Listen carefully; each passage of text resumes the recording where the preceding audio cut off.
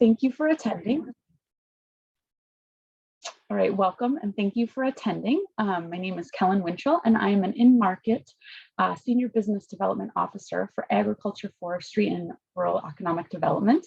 I am co-located at the Canadian Consulate in Minneapolis, Minnesota. I would also like to acknowledge my colleagues, Marissa Brewer, who is a Senior Trade Development Officer, as well as Stephanie Braz, who is an International Initiatives Officer with Alberta Agriculture as well.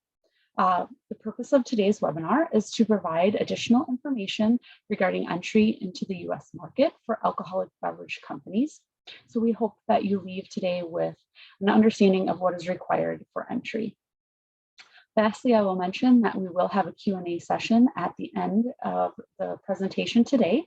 And so during the presentation, if you have questions, feel free to put them in the chat, and Marissa and myself will make sure that they are addressed during that portion. So now I'd like to welcome and introduce you to our speaker. Today we have Perla Fernandez from Park Street. She is a business development manager, and I will give it over to Perla.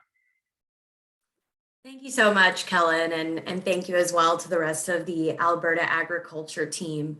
As Kellen mentioned, my name is Perla Fernandez. I'm Manager of Business Development at Park Street. Park Street is a back office provider that is designed to streamline access and entry into the US beverage alcohol market. Today, I'll be talking us through some of the major themes that we see in the US market, pitfalls to avoid, and really, what to know before launching a beverage alcohol brand in the US. Okay, so just as a precursor, I do want to let you know that, this is not a one-size-fits-all solution. We are going to be talking through a few different route to market avenues and things that you should keep in mind when determining how you want to position and grow your brand. So the US beverage alcohol market is extremely regulated. This goes back to, really how it was designed following Prohibition. So assessing amendments to the Constitution and how that developed what we know today as a three-tier system. And those tiers start at the supplier tier. So much as yourselves, distilleries, breweries, wineries can also be considered as the importer who sort of takes ownership of that supply. The second tier is the wholesale tier. These are people that can sell at the wholesale level, particularly distributors and control state boards. And those are the only ones that are really able to sell to the third tier, which is the retail tier. That's where on-trade and off-trade can sell to consumers. A little breakdown here also depicts where excise taxes are applicable, which should be built into your pricing model. These are the major things that you're going to need from a federal compliance perspective to be able to sell and ultimately be commercialized. And that is a federal basic permit and a COLA on the federal level. This recognizes your product as an approved product and your business as one that sells alcohol. And then on the state level, there are state licenses that you need in order to quote unquote import into that state. And then for the product itself, there could be brand registrations. Price postings really apply to certain states wherein you need to specify at what rate you're going to be selling your product to wholesalers, and wholesalers need to also issue that to retailers. And it's sort of an equal opportunity approach. So this kind of shows you the general layout of what you'll need for your COLA, which again is the Certificate of Label Approval. All alcoholic beverages, regardless of category, do require this. Our team does help you in reviewing the COLAs before submitting them with the TTB. The TTB is the Trade and Tax Bureau of Tobacco, Alcohol, and Firearms, so they do issue the final approval. Right now, the cola processing time is really not too long. For spirits, 7 days, wine, 4 days, malt, 7 days. That time can fluctuate based on how many other applicants are submitting for their colas at around the same time. So just keep in mind that, more popular times of year may have an extended timeline. This is essentially how the states are broken down in terms of how regulated they might be in order to enter the state and to start selling. Typically, the most approachable state are open states or non-franchise states. And those are ones that have a little bit less regulation in terms of how you can operate with wholesalers or retailers. Also typically less controlled on the consumer end in terms of accessibility to alcohol. We'll see in certain controlled states that there are dry days or dry times, such as, maybe Sundays, maybe before noon. And then, in control states, it's also a matter of having a formal listing that allows retailers to purchase your product. So it is not just an application on your end, but it also is a commitment that you're going to meet an established quota of sales to continue selling in these states. So here is where we're kind of assessing the fragmentation and the breakdown of the market. We do see that the largest top 10 suppliers really take a pretty big foothold on the market as a whole, a little over 75% here.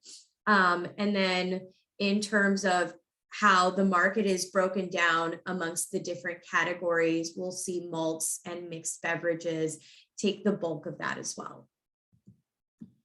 That being said, there has been quite a bit of fragmentation and democratization that has allowed new ventures or smaller suppliers to really thrive in this highly competitive market. So along with that is the reduced tax rates from the Craft Beverage Modernization Act if you qualify as craft per the limitations that they've set. Along with that, there are increased bottle size allowances. So in 2021, January 2021, the 700 milliliter, the 720 milliliter, those sizes were previously not available to be commercialized in the US and now has been, which creates more accessibility for international brands that want to keep consistent sizing across their international products. And that's what we see here. So a lot of these sizes previously were not able to be sold in the US, and now you can kind of keep a consistency. We'll see an increase in the cola filings. That means that there are more brands entering the market. So this concept of a shared pie is fragmenting more so and more so, with these smaller brands taking volume from the top brands. On the other hand, we have on the distributor level, it's going in the opposite direction. We see these distributors are consolidating. We also see that there is typically a coordinated planning between larger distributors and larger suppliers. We see that pretty prevalent with Southern Glaciers and the Diageo alignment, wherein, this is a huge distributor and a huge supplier, and they kind of name the game up at the top. That being said, there are always different distribution opportunities. One of the setbacks with the three-tier system, particularly for new venture and smaller brands, is if you don't get entered into a distributor portfolio, how can you enter the US market? What are your opportunities at that point? Or more so, what are your options? Because they have become quite limited. And that's where you start thinking, can I use a back office provider? Can I set up my own distribution licenses? And what it may take in either scenario. You also may just want to think, okay, if Southern Glacier is such a behemoth, and really has this large footprint, but also has this huge portfolio that I would end up competing against, per se, maybe I can find a smaller distributor that is a little bit more localized or focal on a certain market that actually does interest me, rather than thinking, okay, I'm going to enter this greater than 40 state footprint right away by working with somebody like Southern. And so just kind of keeping a gauge of practicality on what it means to be a small supplier in a large distribution footprint. When you're thinking about how to bring your product, not just to distributors, but to the market itself, that's where you really are establishing your brand differentiation. What makes your brand different? What makes it approachable? What makes it desirable? And ultimately, who are you trying to sell to? You're not going to really assume that everyone's going to be drinking your product, but maybe they're drinking something that they're thinking of switching up. And how do you become that substitution? How do you enter that market for them? We've seen time and time again that brand name really has a certain significance. And, that's of course not exclusive to the beverage alcohol industry, but across the board. That being said, with beverage alcohol, you're creating status, you're creating a product with, significance, and that some people will certainly want to relate to. And as we see the premiumization of the industry, we see that there is more recognition with certain brand significance. Here we see this case study on Grey Goose, and people were typically ordering Grey Goose and, whatever mixed drink or Grey Goose on the rocks louder than they would just say, oh, I'll just take a vodka soda, whatever it may have been. It's a Grey Goose and soda, because that gets that they're excited to order it. They want everyone else to know that they're ordering it. And that really creates the brand differentiation of Grey Goose being this luxury item. So when you're thinking of entering the US market, when it's actually time, okay, I have my COLA, I have studied the market, I know what states I want to enter. Now but what markets do I want to enter within those states? This continued fragmentation of the breakdown of the market. The two types of premises are on-premise and off-premise. Where are you consuming the beverage? Are you on-premise at a restaurant or a bar? Or are you off-premise purchasing at a store and then, imbibing in your own household? There's also independent versus chain. What is the size of the account? And that's where your brand differentiation, targeting your market, is really going to come into play. Where do your consumers purchase product? Where are you going to reach additional consumers? One of the difficulties of working with chain products, especially as a smaller brand, is much like control states, there are expectations that you have to meet. There are quotas that you'll want to ensure that you're meeting that supply so that you can actually continue getting those recurring orders. Recurring orders are easily the most important element to prove that your product is viable.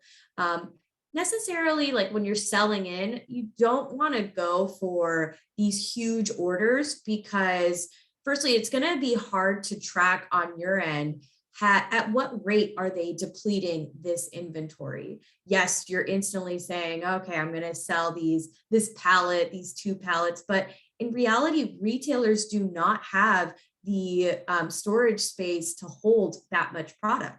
it's the shelf. And if not, you are the box in the back that they trip over, and that that doesn't exactly put a good name to your brand. So reorders are absolutely more important than selling big upfront. When you're thinking about the states as well, yes, you want to approach it from a regulatory perspective, but you also want to see it from a market perspective. Where is the consumption? Do you have a product that relates to a specific demographic, race, income level, gender? How are these going to affect how you want to not just approach, but then expand into other markets? So when we get to how we're communicating with our distributors, fair share of attention is a big theme, because ultimately everyone wants the attention. As a new entry to the US market, you need additional support. However, distributors are going to prioritize products that bring in more revenue, because it's a commission-based system. So it's natural for them to give them a little bit more focus. However, where does that leave the small supplier? Because if you're going through the distributor circle and they don't prioritize you, then retailers aren't really hearing about you. It's not until you come in with some level of supplemental sales, and then you actually have someone who is dedicated to the brand, who is educated in the nuances of that brand, to say, this is a good product, you need to try it, this needs to be something that you share. And communicating with your distributor is incredibly important, because if you're able to go with them on any sort of presentations, you're fortifying the image of the brand. You can't really put all your eggs in your distributor's basket. You need to be just as involved. And the same thing goes with retailers as it does with distributors. It can be quite a turnoff to distributors if they're being pushed to take these large orders versus having opportunity to test out the product. And you do want to be involved with the direction of the brand as best as possible. So assuming that your distributor is going to take full marketing direction is going to have them honestly lose faith in you as a brand owner. When you're getting started, we're all in this proof of concept stage, this test market. So as soon as you're able to really grow and scale, you have that push and pull balance on supply and demand, wherein you're getting recurring orders and you're able to meet those orders by continuing to scale up your inventory. And you're starting to function with distributors in different markets and expanding to additional stages.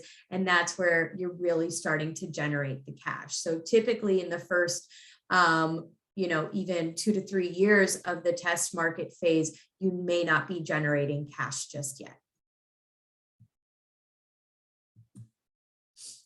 So on the infrastructure of entering the US market, we have the front office, the ones that really establish the market and connect with distributors and develop that demand for the product. And then we have on the other end, the back office setup, which Park Street currently offers. And that is focusing on compliance management and order processing, so that you can focus on that front element of promoting the brand. There are a couple of different approaches. When you go with an integrated structure, again, you kind of are putting all your eggs in one basket. When you go with a bundled agency, these are the integrated and bundled are typically more accessible to an established brand. And then the unbundled is for a newer venture, wherein they can kind of outsource the different elements that they need, or be able to manage some of it in-house as well.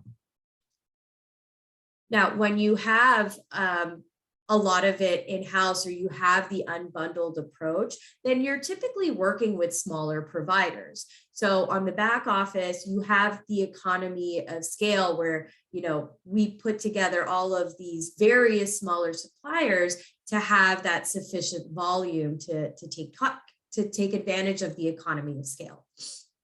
And then when you have the front office separated, then there are typically a smaller number of products in their portfolio, and they can provide the fair share of attention that you would need to get off the ground. Of course, a dedicated sales infrastructure is going to be, more beneficial to a degree, because just as it says, you have the dedicated promotion and attention on your brand, but naturally it is going to be more expensive versus a shared sales infrastructure. This, on the unbundled approach, would adopt the distributor elements of marketing and sales. So promoting the brand, feet on the ground, and really pushing the product to additional markets. So that's really everything that I had to review with you guys today, just sort of an overlook at how the market works, not just from a compliance level, but also from a marketing and consumer approach. I did want to open the floor to any questions. So I'm not sure if anyone has, I can of course check the chat for us. If anyone wants to write in questions or even just chime in, you're welcome to unmute yourselves.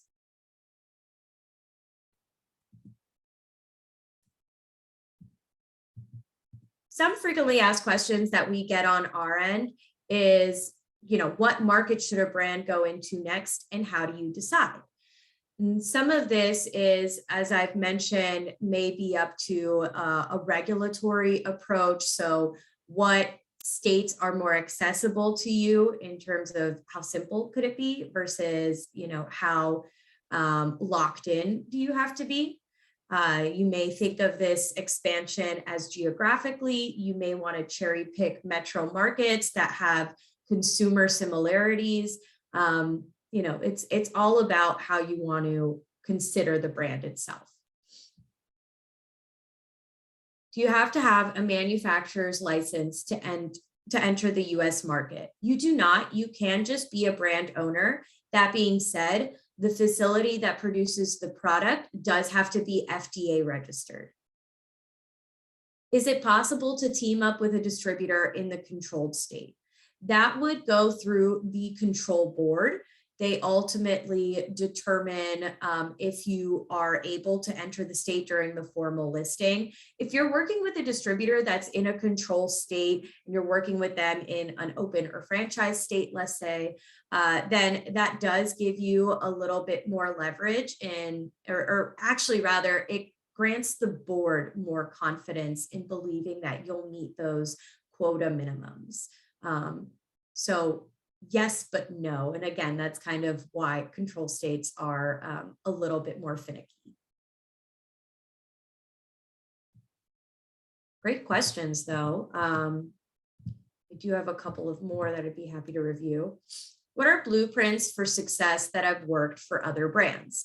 Starting off small, I will always say, really select a home market and hone in on it. Go deep and not wide, because going wide, you're really going to use too many resources in terms of logistics and warehousing. What is your access to local warehousing in certain markets versus larger markets? What are the costs associated with that? But absolutely just really focus in on one for even the first year or so until you have those recurring reorders, until you have proved that you've increased your demand, and maybe even wait until you start getting some demand in additional markets before entering them. What are common mistakes that brands make when first entering or expanding in the US. Definitely one of them would be relying fully on a distributor. Another one would be insufficient capital, which, is an unfortunate reality. It is a costly industry to get started. And, hearkening back to my last comment, going too big too soon. It's never a good idea. So don't bite off more than you can chew.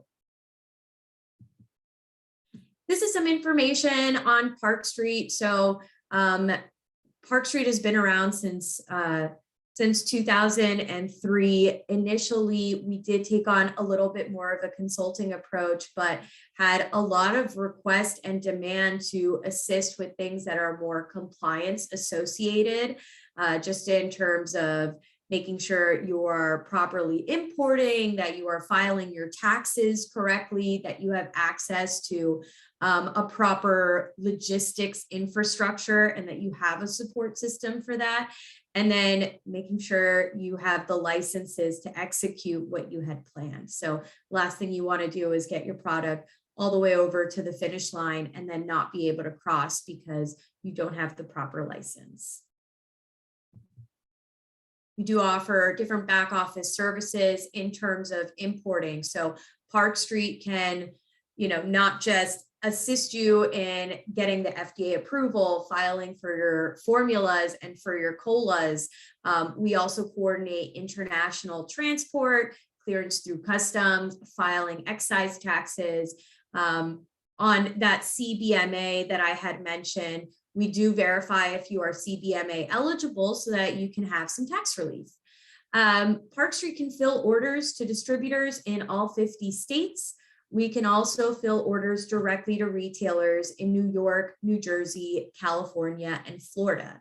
Maybe this is something that would direct you to a specific market if you're able to be hands-on. You can either outsource that front office, so the unbundled approach I mentioned, or even be hands-on yourself and staff your own sales team, and thinking about that dedicated for sales infrastructure, shared sales infrastructure, and how you'll be able to promote the product yourself, or, have faith that somebody else is going to give you the fair share of attention to do that in those direct to retail markets. We do work with localized warehousing to streamline access. Along with that, we take care of not just the order fulfillment component of that, but the accounting and reporting.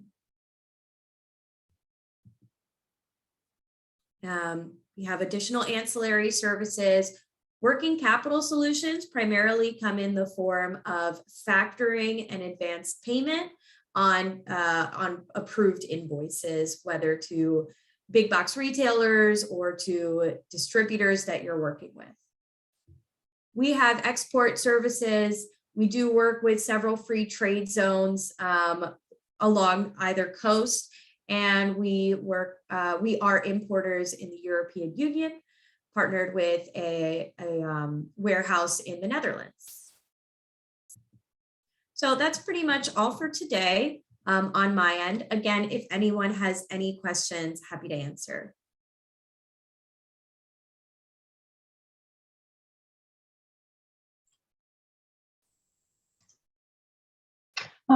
I have a question for you, Perla. What would be some good steps to start making, maybe perhaps a little premature of actually having that first order or having the product in the US, but do you have shows a company should attend, or ways to reach out to potential distributors, retailers? That's a great question, Kellen. There are several highly acclaimed shows that you definitely would want to look into. San Francisco World Spirits Competition, New York Spirits Competition are two of the most reputable. And you can also use any accolades as marketing material on your product because it is so recognized. So if you win a gold or silver, double, whatever it may be, you can use that on your product and distributors will know what it is. Sending samples to distributors is also an option. Let them taste the product. Let them know your story. Park Street can assist in filing for COLA waivers. This is before you go through the full commercialized process, so that you can send samples to either trade shows or directly to distributors for their review, essentially. But great question, Kellen. I also have a question here. So thank you, Perla. That was a really good presentation. I think you covered a lot of good information. And I just have a question around what kind of, so if a company approaches you, what kind of things are you looking for from that brand and company to have ready before they start working with you? Sure. So in terms of a lot of the back office functions, because we handle it in-house, we don't really expect you to have started a federal basic permit process or a COLA process. Maybe you're familiar with it and you've done your due diligence and at least assessing what will be required of you. But more so, you want to know what market interests you the most, and maybe have questions about what it's going to cost to get into that market, what the regulatory process is for a given state. If you have already consulted with distributors, maybe they've already tried your product and you're ready to kind of start filling orders to them, or you've spoken with retailers that have that shared interest of wanting to try your product. Maybe you have some pre-orders already in the works, but you do want to, if you don't have the demand yet, you at least want to have an inkling of how you want to get that demand.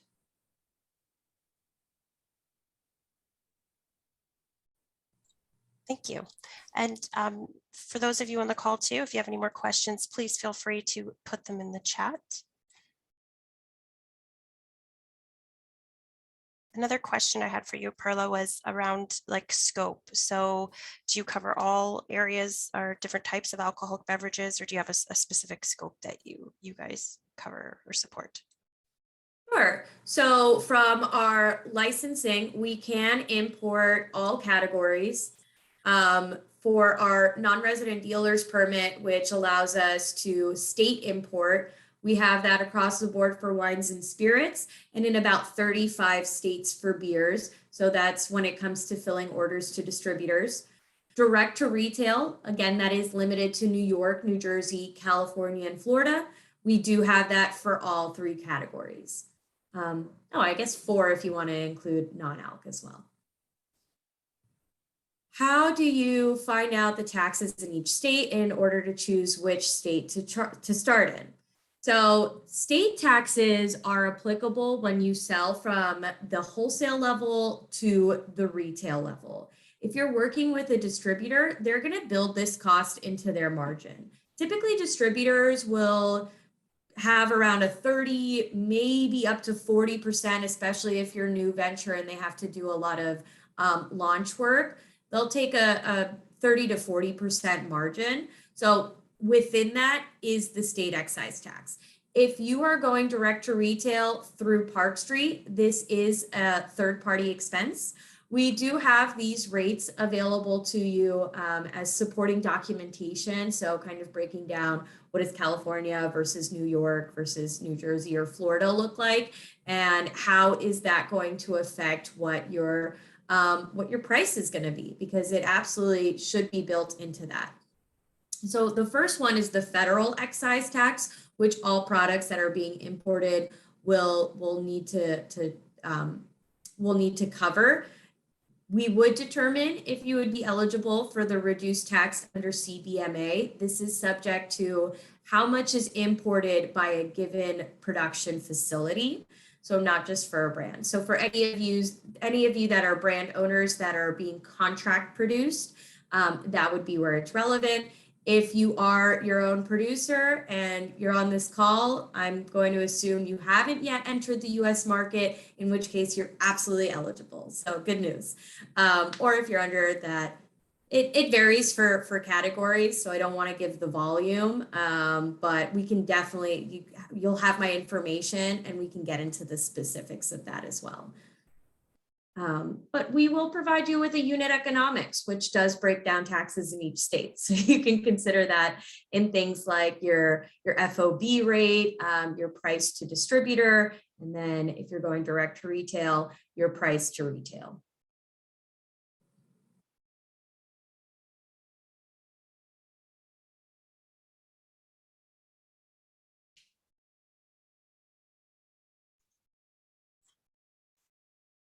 Okay, I don't see any other questions so far. Kellen, do you have any on your end? I guess one last question would be, if a company were to approach you to use your services, would they contact you directly, or would you have specific distributors or representatives for different markets that they should be reaching out to? So love that you just asked that, because I was typing in my contact information to the chat. So there it is. My name is Perla Fernandez again. I'm a manager of business development at Park Street. And there's my email, pfernandez@Park Street. I'm happy to answer any specific questions. While this was a pretty good overview, everything is nuanced. As I said, it's not a one size fits all solution. So please reach out to me with any questions. It's never too early to start thinking about the US market. So whether you want to do it in 2 weeks or in 2 years, knowledge is the best thing that you can have in your pocket in either regard. When you are a Park Street, when you actually do end up setting up your account, you do have a client relationship manager that would be your point person on anything pertaining to your account. For now, I'm happy to be your point person, or also refer to anybody else on my team. Great, thank you very much.